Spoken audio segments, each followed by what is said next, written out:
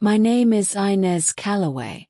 I am 84 years old, and if you ask anyone on Whitmore Lane, they'll tell you I've always been a woman who minds her own business, pays her bills on time, and makes a damn good peach cobbler.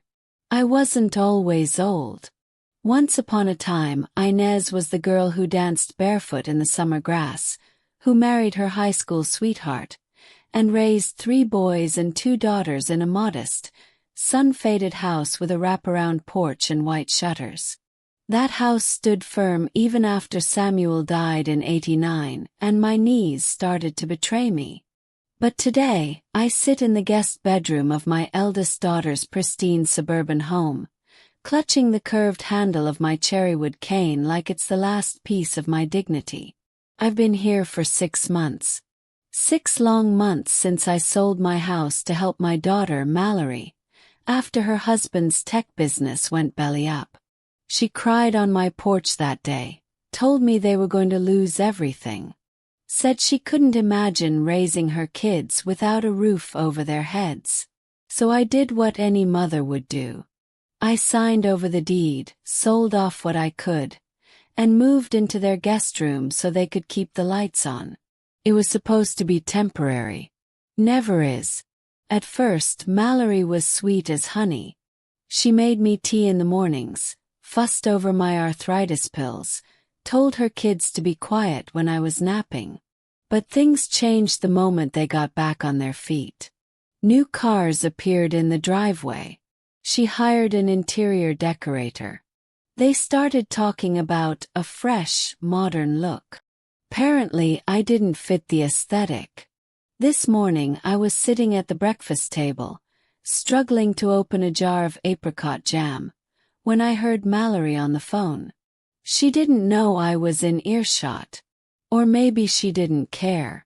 She's sweet, but it's just too much, she said. The cane, the old lady smell, her stories that go nowhere. I swear the whole vibe of the house has changed. I want the kids to grow up in a light, inspiring environment. Not one that feels like a retirement brochure. There was a pause. Then she said the words I'll never forget. I've already called Fairhollow Assisted Living. They're setting up a tour next Thursday. I'll take her there under the guise of a lunch outing. She won't know until we pull into the driveway. I didn't cry.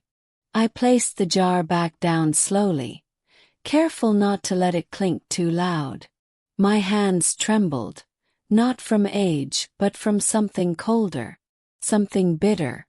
I walked back to my room without her seeing me and sat down in my chair by the window, the one she said made the room look cluttered.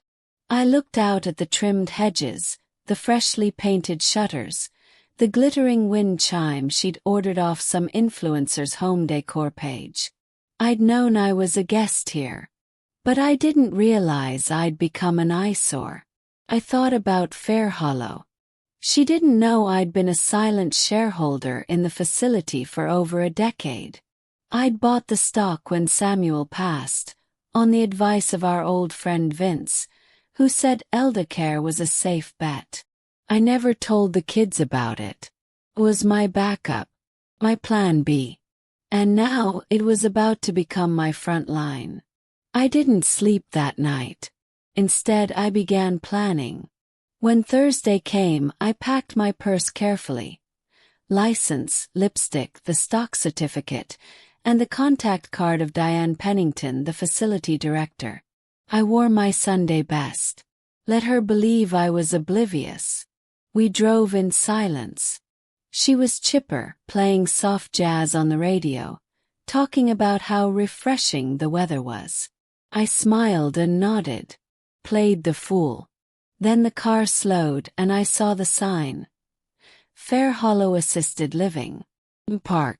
Got out. Opened my door with a smile. "Surprise, Mama," she said with a voice dipped in honey and guilt. "I thought we'd look around. Just look okay. No pressure." I leaned on my cane, stepped out onto the pavement, and let the sun warm my face. "Sounds lovely," I said. She smiled, relieved. But she had no idea what was waiting inside. And neither did I. If this story has your heart racing or your fists clenched, don't forget to drop your thoughts in the comments, and subscribe to follow Inez's journey. The automatic doors of Fairhollow slid open with a soft whoosh, and Mallory stepped in ahead of me like she was touring a spa. Her heels clicked on the polished floor, and her designer sunglasses perched atop her head like a crown. She looked back at me, a rehearsed smile on her lips. "Isn't this nice, Mama? So bright and airy. Doesn't even smell like a nursing home."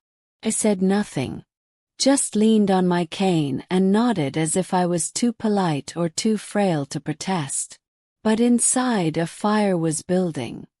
Fairhollow hadn't changed much since I last visited privately 8 years ago to tour the expansion wing. It was tasteful, comfortable, the kind of place people whispered about at church, saying, if I ever had to go somewhere, I'd want it to be like Fairhollow. We passed a cheerful receptionist who greeted Mallory with a bright, "Welcome to Fairhollow. You must be the Calloways. We've been expecting you." Mallory beamed and leaned in to whisper, "She's shy, but she warms up quickly. Inez Calloway." I bit the inside of my cheek to keep from laughing. As we walked through the common areas, I took in the updated paint, the soft jazz playing over the intercom, the residents sitting in cozy clusters with tea and puzzles. There was dignity here, respect. But today wasn't about whether Fairhollow was a nice place. Today was about who owned it. When we reached the private consultation room, Diane Pennington was already waiting. Still tall and elegant, dressed in navy slacks and a cream blouse, her silver hair tucked into a neat bun. She looked up from her folder and smiled. But not at Mallory. "Mrs. Calloway," she said, standing to shake my hand. "So lovely to see you again." Mallory blinked. "Again?" Diane ignored her. She gestured to the plush chairs around the small conference table. "Please have a seat. Would you like some water or tea before we begin?" "Tea would be lovely," I said, lowering myself into the chair with practiced grace. Mallory stood awkwardly, clearly unsure of her role now.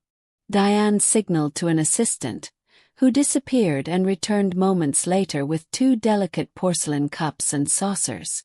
I lifted mine and took a sip, savoring the silence.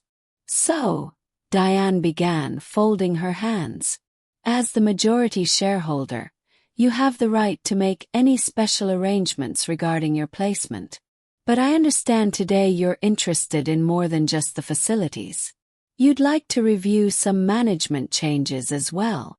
Mallory choked. I'm sorry. Did you say shareholder?" I turned to her with a calm smile. "I did, sweetheart. Didn't I ever mention it? I've been investing in elder care facilities since before you got your first training bra. Fairhollow was one of my safest bets." Her mouth opened, then closed. No words came out. Diane continued smoothly. "Mrs. Calloway has been a silent investor for over a decade. She owns just over 51% of our voting shares. That means technically she can appoint or remove staff, approve budgets, and yes, choose where she'd like to reside or not reside."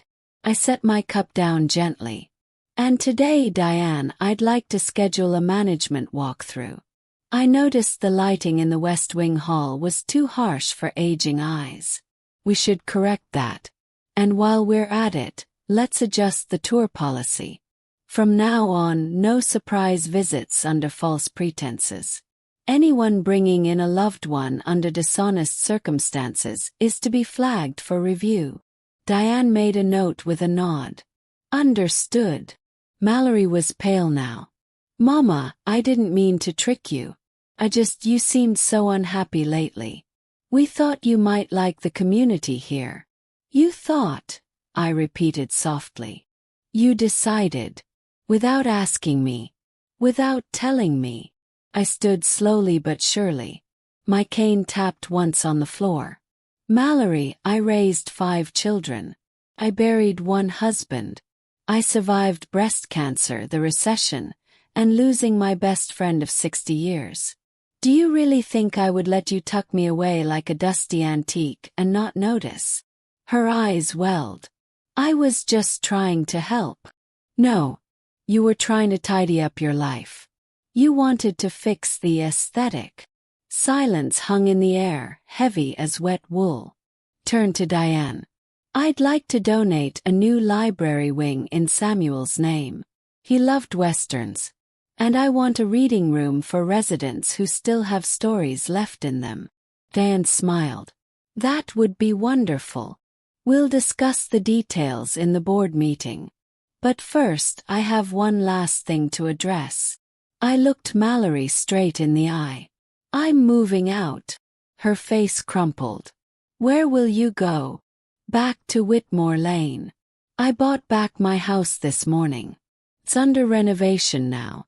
But once it's ready, I'll return. And I'll be fine. Because I've always been fine, even when nobody noticed. She said nothing. Only nodded, silent tears slipping down her cheeks. You can come by for cobbler, I added gently. If you call first. Then I walked out of that conference room, the soft hum of my cane the only sound in the hallway, like a punctuation mark on a sentence too long delayed. And for the first time in months I felt like myself again. If you felt that moment in your chest, hit that like button, share your thoughts in the comments, and make sure to subscribe to the channel.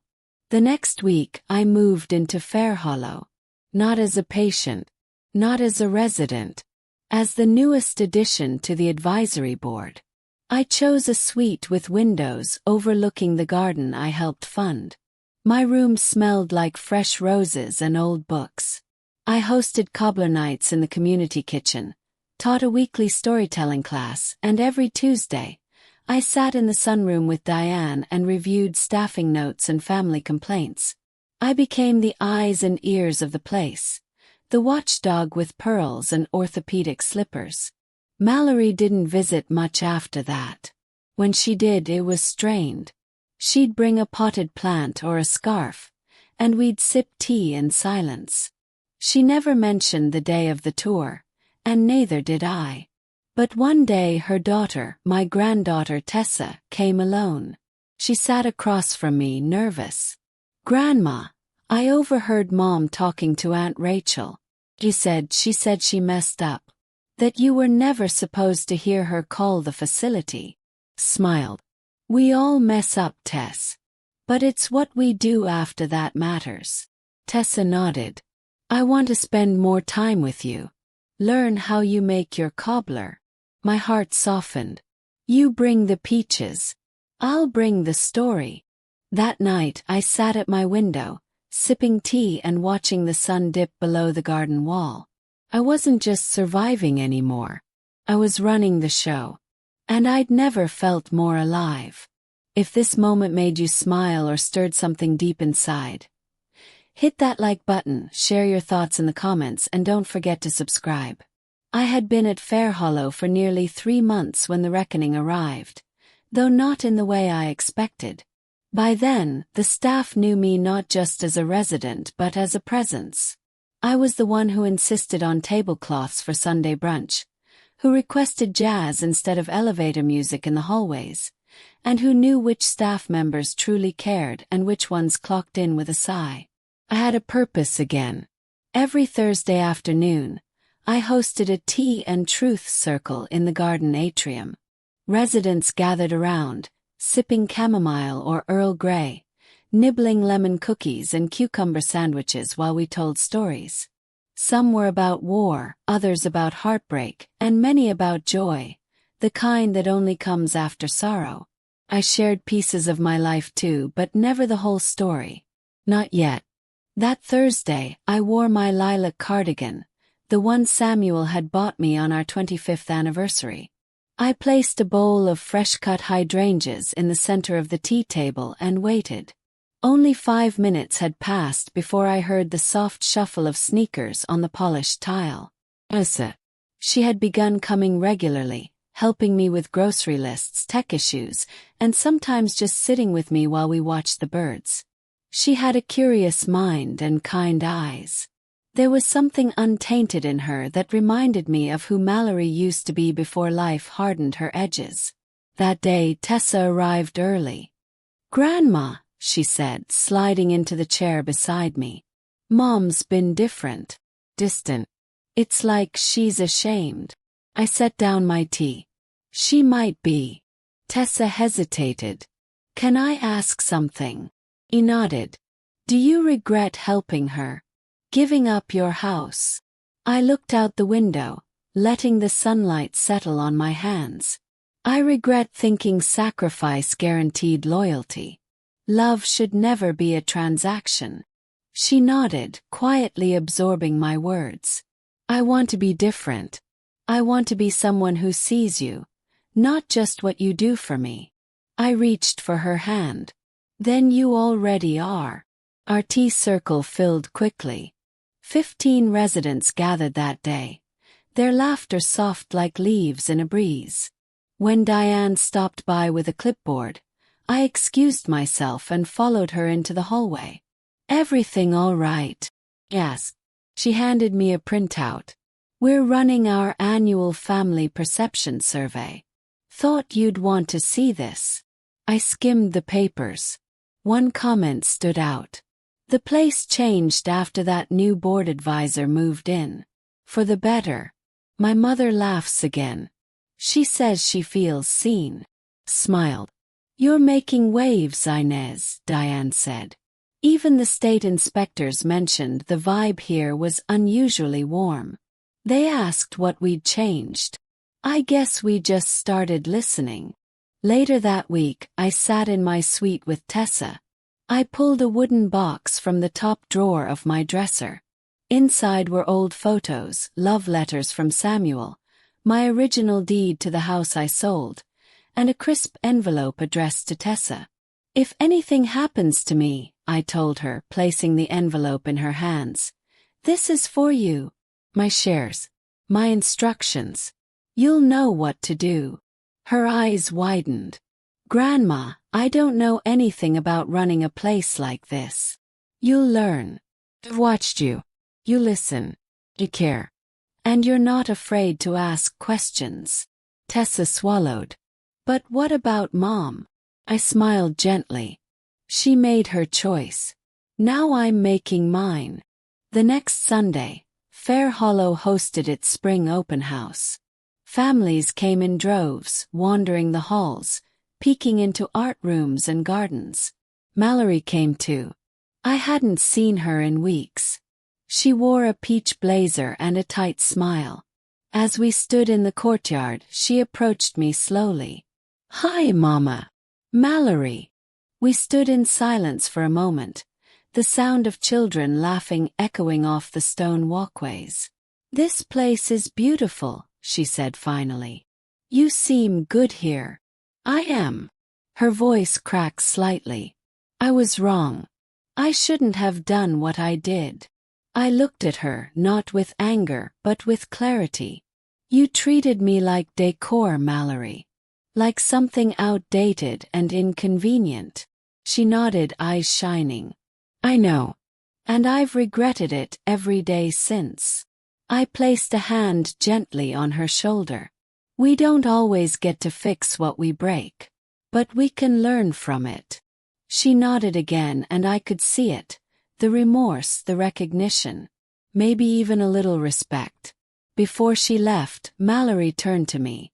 "Tessa's been different since spending time with you. Brighter. Stronger. Thank you for that." I watched her walk away, heels clicking on the brick path. That night, I lit a candle and wrote in my journal, the same one I'd started decades ago when Samuel died. I wrote about change, about letting go, and about the strange way life circles back to give us what we needed all along. Not everyone gets a second chance at dignity. But I had. And I'd turned it into purpose. If this moment gave you something to think about, please like this video, share your thoughts below, and don't forget to subscribe. The first frost of the season painted the garden outside my window with a thin silver veil. I watched it glisten in the morning sun, sipping on my cinnamon tea, legs wrapped in the same quilt Samuel's mother had sewn for us as a wedding gift. Fairhollow was quiet at this hour, save for the gentle clink of dishes in the kitchen and the distant hum of a vacuum. Peaceful. But peace doesn't mean stillness. Not for someone like me. Not anymore. You see, people had always underestimated me. Even when I was young, folks thought I was just a sweet girl with good manners and better pie crust. When I married Samuel, they said I'd settle into the background. When he died, they pitied me, called me strong, but in that way that meant quiet and alone. Even my own children, Lord bless them, fell into that trap. Mallory, with her curated house and curated life, thought her mother was a piece of old furniture to be moved when she didn't match the drapes. But I wasn't an ornament. I was a cornerstone. After joining the advisory board, I spent the next 3 months reshaping Fairhollow. Not just from the inside out, but from the spirit up. We brought in better meal planning, adjusted staff schedules for more personal time with residents, and launched a mentorship program pairing younger staff with older ones to share knowledge. We even started a podcast. Yes, a podcast. Stories from the Porch, we called it. Each week, one of us residents would tell a tale from our past. I kicked it off with the story of how Samuel and I eloped in a borrowed pickup truck with a busted muffler. The episode went viral in the local community. Folks began tuning in just to hear the wisdom of those they'd once written off. But the real change came when the board proposed selling Fairhollow to a larger care chain, a company known more for its profit margins than its people. The board was split. Diane was furious. "They'll turn this place into a factory," she warned. And so I called a meeting. It was a crisp Thursday morning when I walked into the boardroom with a stack of papers and a plan. I wore my best lavender sweater set and pearls. Presentation matters after all. "Ladies and gentlemen," I began, "you're looking at the majority shareholder now." Gasps rippled across the table. "I've been buying back shares. Quietly. Patiently. And now I have the votes to block this sale." One of the board members, a man with slicked back hair and a smug little smirk, leaned forward. "You can't possibly think you're equipped to manage a facility of this scale." I gave him a smile that could freeze soup. "Son, I raised 5 children, ran a household on 1 income, survived a marriage, a war, and the 2008 recession. I once baked 200 pies for a church fundraiser with nothing but elbow grease and a paring knife. So yes, I believe I'm equipped." The vote failed. The sale was blocked. And Inez Calloway became the public face of Fairhollow's future. That night, we held a celebration in the garden. There were fairy lights and hot cider, and Diane brought in a jazz trio from the local college. I stood under a string of lanterns as the residents clapped and someone handed me a microphone. "I'm not here because I'm old," I said, my voice clear, steady. "I'm here because I still have something to give. All of us do. Don't let the world tell you you're done just because your hair turns silver. Don't let your family tuck you away like a keepsake. You're not a burden. You're a book still being written." Applause thundered across the courtyard. Even the staff were clapping. And in the back, standing just beyond the circle of light, was Mallory. She looked different. Tired. Like someone who'd finally seen the full cost of her choices. She didn't approach, not at first. Just stood there with her arms crossed, watching. Later, as the party wound down, she found me sitting on a bench with my tea. "Mama," she said softly. "I'm sorry." I looked at her, really looked. And in that moment, I saw my little girl again, the one who used to beg me to braid her hair before school. "I know," I said. I forgave you the moment you drove me here. But I had to forgive myself too, for letting people forget who I was.